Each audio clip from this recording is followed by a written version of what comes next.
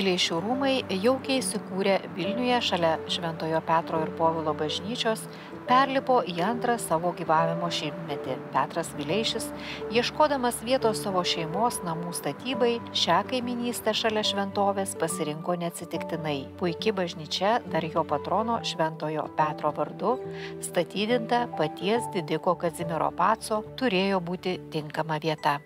Mes taip linkę manyti esam, kad galbūt tai buvo viena iš priežasčių paskatinusių, kodėl jisai pasirinko šią vietą, bet kuriuo atveju tuo metu tai buvo, iš tikrųjų tokia užmiesčio rezidencija, kuri buvo derinant prie barokinės bažnyčios ir buvo pastatyta tokiu neobarokiniu stilium, imituojant tam tikrus elementus. Istorinėje raidoje puošnus neobarokiniai Vileišių rūmai sujungė modernaus ir istorinio miesto paradigmas.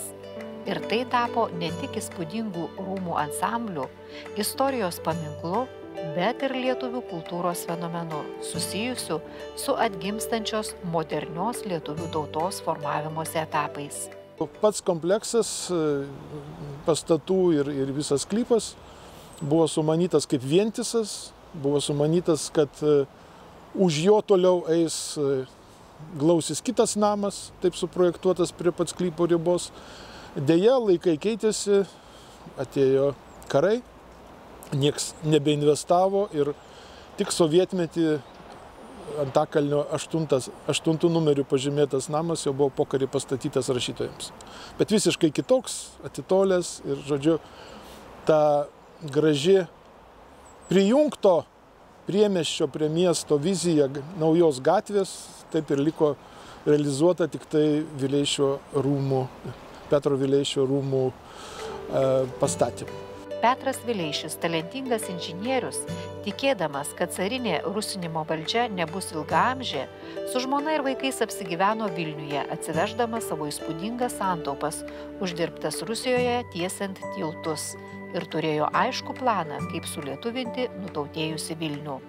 Petro Vileišio interesų plotis, jo įvairiapusiai talentai ir finansinės galimybės leido jam kurti ne tik privataus, bet ir visuomeninio gyvenimo židinį. Petro Vileišio visa asmenybė mane pačią labai iš tikrųjų stulbina.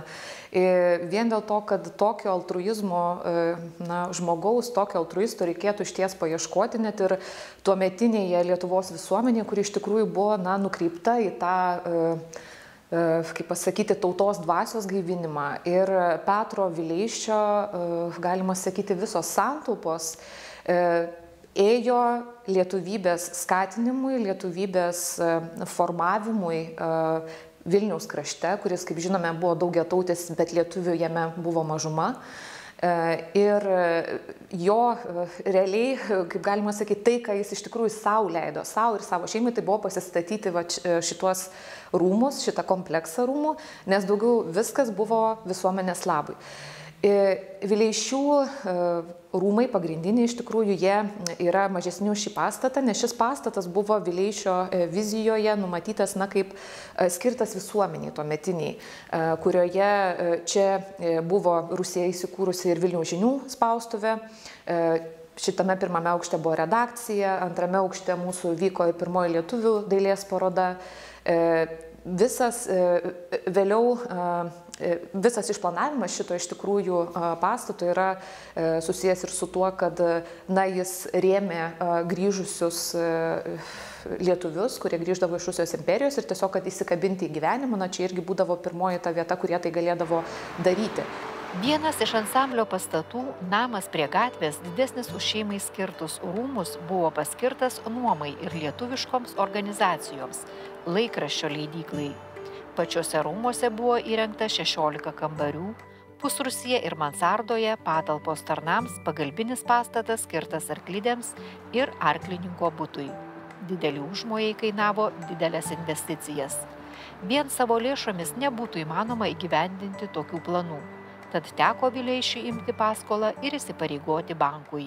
Rezidentiniai rūmai, kurie gyvena šeima, ir jis nupirko trečdalį Tivoli dvaro, kurį tuo metu pardavinėjo dalimis, dar šiek tiek supylė, paaukštino šlaitą ir pasistatė rezidencinius rūmus su pastatu prie gatvės, kuris buvo skirtas, pirminė paskirtis buvo vis tik tai matyti nuomai.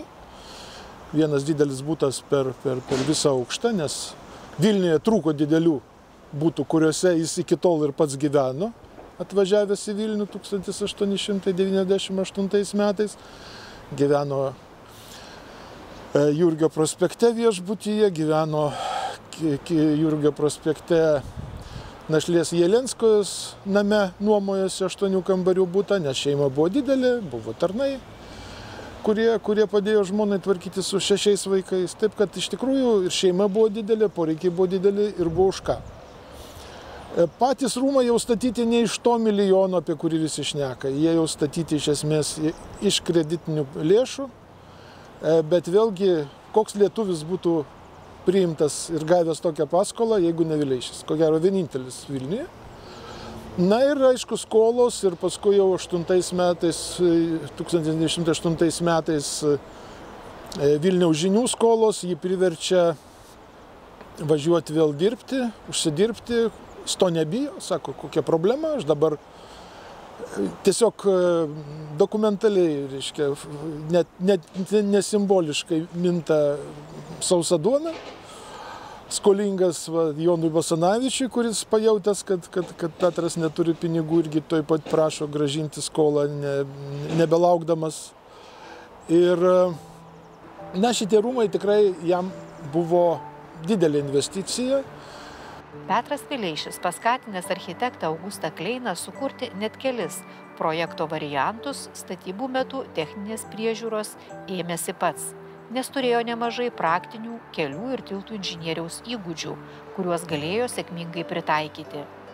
Pastatai buvo aprūpinti elektra, vandens įvadų ir kanalizacija su biologiniu filtru. Tai buvo visiškos naujovės to meto Vilniuje. Statybos leidimas buvo gautas 4 metų pavasarį, o 6 metų gale jau šeima įsikėlė gyventi. Reiškia, tik 1,5 metų. Daugybė dalykų buvo derinti net ne Vilniuje.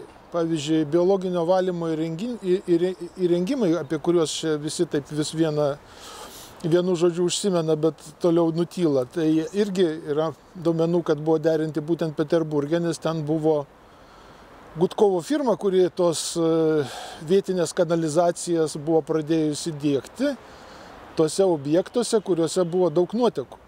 Pirtyse, gamyklose, o mes šitam kieme turime būtent tokį originalų dangtį ir galim net surasti reiškia, tuos visus šulinius, tos senosios kanalizacijos ir biologinių valymo įrenginių. Visi ženklai yra, kritiniu atveju galėtume prisijungti vėl ir vėl naudoti. Žodžiu, tuo metu jis tik tai bakterijų neturėjo. Tai labai panašios sistemos į dabartinės, aišku, ne tokios modernios, daugiau betono, bet tai iš tikrųjų buvo vienas tų dalykų, kurie buvo labai nauji mieste. Ir kadangi pats Gutkovas 1909 metais skelbėsi Rusijos imperijoje įdiegęs 50 komplektų. Tai Vileišis diegė 4-5 metais. Tai reiškia, buvo ko gero pirmam 10-tuke. Vilniuje dar buvo viena tokia sistema, o šiaip, tarkim, esu radęs tokį patį dangtį Narvoje prie vienos iš senųjų gamyklų, kurios irgi veikė 20 amžiaus pradžioje. Tai Petras su šitais rūmais atsivežė daugybę naujovių. Rezidenciniai Vileišių rūmai buvo gana greitai pastatyti, gal šiek tiek ilgiau užtruko vidaus įrengimas, nes tęsiasi vidaus įrangos ir dekoravimo darbai, tvoros statyba. Vidaus statybai buvo panaudotos itin modernios ir kokybiškos medžiagos. Interjerų dekorui taikytas net auksavimas. Iki mūsų dienų yra išlikę įvairios stilistikos krosnis, pagamintos Suomių įmonėje. Iš 28 krosnių yra likę 13. Bet jos visos yra gerai išsilaikiusios. Matyt, dalį išardė, kai vedė centrinį šildymą, kaip nelabai reikalingų, bet žodžiu, vis tiek bent jau 13 ir įvairių rūšių yra išlikę. Tai yra irgi nelabai senai nustatyta, kad tai yra Suomijoje tuo metu gamintos Turkų mieste krosnys.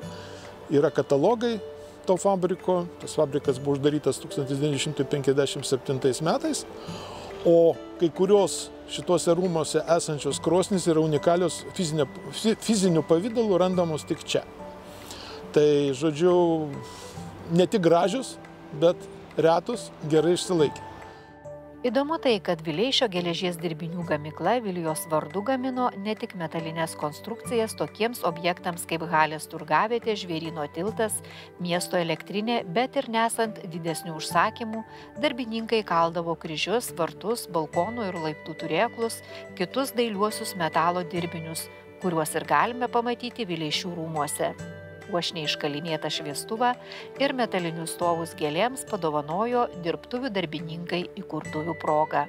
Rūmų interjeruose ir kitų puošmenų būta nemažai.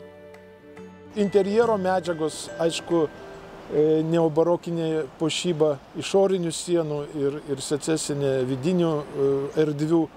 Na, tai yra lipdiniai, aišku, nieks jų čia vietoj neliejo, jie buvo perkami, klijuojami.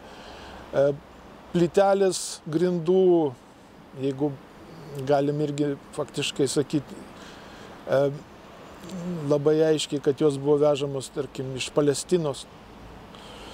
Ir kaminai tuo metu buvo modernus, ne tik plytų, bet buvo metaliniai, variniai šildymo kaminai. Jie dabar nefunkcionuoja, tai mes jie užmūryti nelabai galime ir pasižiūrėti.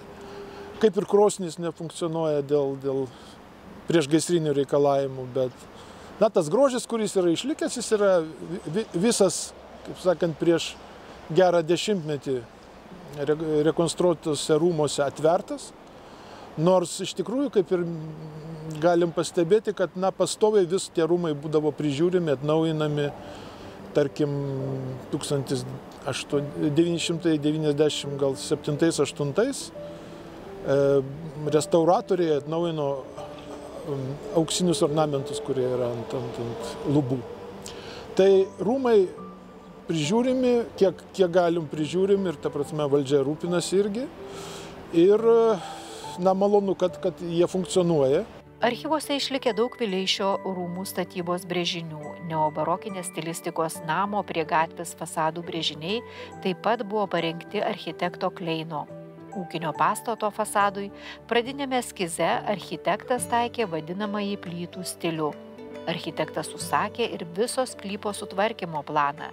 Nedideliame asimetriško sklypo plote buvo numatytas reguliarus aliejų, želdinių, gėlynų ir gazonų išdėstymas, bet deja tai liko tik brėžiniuose. Tačiau didesnė dalis suplanuotų naujovių buvo sėkmingai įgyvendinta. Nuo pat pradžių čia buvo elektra. Nuo pat pradžių čia buvo, kaip minėta, kanalizacija ir tekantis vanduo.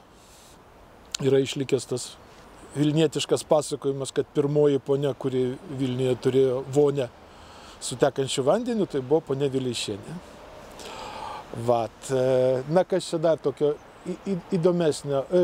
Turėčiau pasakyti, kad kiemo planas buvo užsakytas, subraižytas, nupieštas, iš Kijevo atvežtas, bet iki galo nerealizuotas. Tiesiog jau, matyt, nebeužteko pinigų ir kažkoks kiemas jau buvo grįstas akmenimis, bet yra labai gražus išlikę projektai. Rekonstrukcijos metu buvo rasti palėpėje, ranka piešti, žodžiu, būtų galima esant lėšų juos čia labai gražiai realizuoti ir turėti gražų parkelį. Tokių rezidencijų, kaip Petro Vileišio rūmai 20-ojo amžiaus pradžios Vilniuje daugiau nebuvo pastatyta. Tai unikalus ansamblis sandaros ir išvaizdos požiūriais. Unikali ir savininko jam suteikta paskirtis. Viena vertus, tai tarsi dvaro sodyba perkelta į miestą, kita vertus toks techninių naujovių ir komforto lygis, kokį pasiekė Vileišis, galėjo reikštis tik konkurencinėje miesto aplinkoje. Racionalų ansamblio ir jo pastatų planavimą galima laikyti užsakovo ir architekto bendro darbo nuopelnu. Vidaus projektavimo darbai greičiausia yra pakankamai standartiški. Mes tokių rūmų su tokiu išplanavimu galėtume rasti turbūt Europoje nemažai. Bet tai yra klasikinė projektavimo schema, kai yra pirmas aukštas, antras aukštas, Pirmas daugiau toksai Petro atveju tai buvo toks jau visuomeninis, ateidavo ir užsakovai, ir svečiai. 2 svetainės buvo, pietinė, vakarinė. Antras aukštas jau buvo šeimos. O rūsy buvo virtuvė ir keli tarnų kambariai, kaip ir palėpiai gyveno tarnai, bet ten dienomis siųsdavo vaikai. Pabėgė į viršų nuo tėvų, nes, aišku, daug vaikų, daug triukšmo, kiek jau jie čia Vilniuje gyveno. Tai va, tai iš tikrųjų pastatas ir visas kompleksas yra tikrai unikalus, tokio net ir panašaus komponavimo jūs nerasit. Ir iš tikrųjų tuo metu naudotos ir labai geros medžiagos, ir yra išlikęs dienoraštyje Onos Puidienės Vaidilutės įrašas, kad ponia Alina, žmona Petro, skundėsi jai, kad tas Petras jau prasiskolinęs, tos rūmus stato, vis tų pinigų reikia, dar užsimanė marmurinius laiptus įsirengti. Mes tai kasdien vaikštom tais marmuriniais laiptais ir mums atrodo, kad jie čia savaime turėtų būti, kaipgi čia, cementiniai. O tuo metu, matot, buvo iš tikrųjų amžina dilema, pigiau ar brangiau. Tai rūmai iš tikrųjų buvo, sakyčiau, reprezentaciniai ta prasme dar, kad vis tik tai jis buvo tas Vilniaus pilietis, kuris reprezentavo visus lietuvius. Tik pas jį važiuodavo miesto ponai, tik jį įsileisdavo į banką ir tai buvo, irgi Vileišiai buvo Vilniaus ženklas. Petro Vileišio dėka Vilniuje išjudintos lietuviškos veiklos. Jo namai tapo reprezentaciniu centru. Tik tenka pripažinti, kad patys Vileišiai visa šeima neilgai džiaugiasi puikia rezidencija. Rūmuose gyveno tik porą metų iki 1908-ųjų, o išsikėlusi Kaukazą ir vėliau po inžinieriaus mirties jais rūpinosi rūmus paveldėjusi duktė. Tačiau šios rūmus lydėjo sėkmė, nes visas ansamblis buvo parduotas patikimai Ryto draugijai, vėliau čia įsikūrė Lietuvių mokslo draugija ir per stebuklą net pavyko išvengti karo negandų. Kaip yra žinoma, kad Antrojo pasaulinio karo metais, kuomet čia berods buvo įsikūręs vokiečių štabas, buvo planų šitos rūmus susprogdinti. Ir tik tai mūsų šviesaus atminimo bibliotekininko Vinco Rozmuko dėka tie rūmai buvo išsaugoti. Jis perkalbėjo tuos vokiečių kariūnus, karininkus, kurie šitą planą buvo parengę, ir šitie rūmai buvo išsaugoti. Tai žodžiu, jie yra išlikę vieno žmogaus tiesiog milžiniško atsidavimo ir norėjimo, kaip pasakyti, išsaugoti visą tai ateičiai, suvokiant svarbą ir vaidmenį šitų rūmų. Tai yra nebejotinai jo nuopelnas, kad mes čia galime stovėti ir kalbėti apie tai, nes galėjo būti tikrai daug tragiškiau. Bet kadangi nuo 52 metų, nuo anksčiau, nuo 40 metų, berods čia jau veikia Lietuvių kalbos ir literatūros institutas, tai kažkokių ypatingų grėsmių kaip ir nebuvo kilę. Aišku, žiūrint, jeigu iš autentiškų dar dekoro elementų, tai kai kuriuose aukštuose, kai kuriuose kambariuose nebėra koklinių krosnių ir panašiai, kurios pamatysite centriniuose rūmuose ir štai čia irgi pas mus foje, kurios dar yra išsaugotos, nerekonstruotos, bet tiesiog renovuotos, o tuo tarpu kai kuriuose jų dėja nebeliko. Bet tai tokie, sakykime, nuostoliai, kurie iš tikrųjų galėjo būti dar didesni. Petras Vileišis galėtų pasidžiaugti, kad lituanistikos tema jo rūmuose, nors ir prižiūrimai ideologiškos valdžios, sėkmingai buvo vystoma net sovietmečiu. Fonduose saugoma lituanistinė medžiaga buvo tvarkoma, naudojama, keliama į viešumą, aktyviai dirbama su tautosakos ir žodyno fondais. Nemaža dalis anuometinių lietuvių kalbotyros, literatūrologijos ir folkloristikos pasiekimų išlieka vertingais iki šiol. Man pačiai didžiausią džiaugsmą kelia tai, kad jau daugybę dešimtmečių čia yra saugomas, štai po mūsų kojomis iš tikrųjų yra saugomas lietuvių tautosakos archyvas. kurio pradžią galima sieti su 1907 metais įsteigta Lietuvių mokslo draugija ir daktaru Jonu Basanavičium, kurio iniciatyva visą tai ir prasidėjo ir ta draugija gyvavo iki 40 metų, net ir užėmus tuometiniai Lenkijai okupavus Vilniaus kraštą, ta veikla tęsiasi, kad ir ribojama, varžoma, bet nepaisant to, jinai vis tiek tęsiasi. Ir buvo surinkti iš tikrųjų labai svarbus tiek turinio prasme, tiek ir užrašinėtojų prasme rankraščiai, kuriuos mes saugome ir kuriuos esam suskaitmeninę ir kurie yra prieinami visiems iš tikrųjų pas mus duomenų bazėse. Ir dar be to yra saugomas ir Lietuvių tautosakos archyvo, kuris veikė nuo 30 buvo įsteigta, bet iki 39, kuris veikė Kaune ir buvo atgabentas į Vilnių, kurį kuravo daktaras Jonas Balys.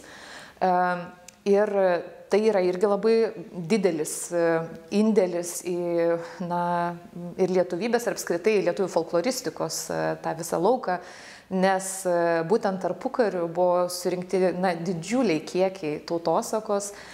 Tame tarpe, pavyzdžiui, berods 36 metais, kai buvo paskelbta raginama žmonės siųsti tautosaką, buvo sulaukta apie 80 000 vienetų tautosakos per vienerius metus. Čia yra didžiuliai skaičiai, dabar sunkiai suvokiami. Vileišių rūmuose čia veikiantis Lietuvių literatūros ir tautosakos institutas ir toliau tęsia savo darbus, kaupia, saugo, sistemina vieną garsiausių pasaulyje lietuvių literatūros ir tautosakos archyvų.